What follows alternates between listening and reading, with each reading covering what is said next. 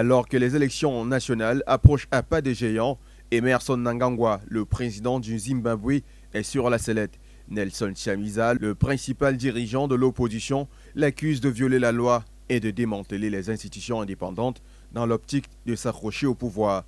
Dans une interview accordée à la Associated Press, Nelson Chamisa a également averti que toute preuve de manipulation par le parti au pouvoir de Mnangagwa lors des élections de ce mois d'août pourrait conduire à un désastre total, alors que le pays connaît une instabilité économique sans précédent. Il rajoute d'ailleurs que le Zimbabwe est déjà sous le coup des sanctions des États-Unis et de l'Union européenne pour son bilan en matière de droits de l'homme. Nelson Chamisa, de la coalition citoyenne pour le changement, sera le principal challenger d'Emmerson Mnangagwa du ZANU-PF lors du scrutin du 23 août. Il saisit donc l'opportunité pour dénoncer des actes d'intimidation généralisés à l'encontre de son parti, l'opposition, avant les élections. Utiliser des institutions telles que la police et les tribunaux pour réprimer les personnalités critiques, interdire les rassemblements de l'opposition et empêcher les candidats de se présenter aux élections sont, à en croire Chamisa, les techniques du président sortant. Selon l'opposant, les réalités rurales en matière électorale sont différentes des images projetées sur la scène internationale. Au moins 15 millions de Zimbabwéens en période d'élection sont contraints de voter pour le parti au pouvoir s'ils veulent rester en sécurité, voire en vie. Plus loin, Chamisa rajoute même que certains ont le choix entre la mort ou le ZANU-PF. En violant la loi, ce leader de l'opposition estime que son concurrent conduit le pays au chaos, provoque l'instabilité, ce qui sans doute débouchera sur la destruction des institutions du pays. Pour Amnesty International, ces élections se dérouleront dans un contexte de 5 années de répression brutale des droits de l'homme depuis que Mnangagwa a pris le pouvoir à Mugabe à la suite d'un coup d'État.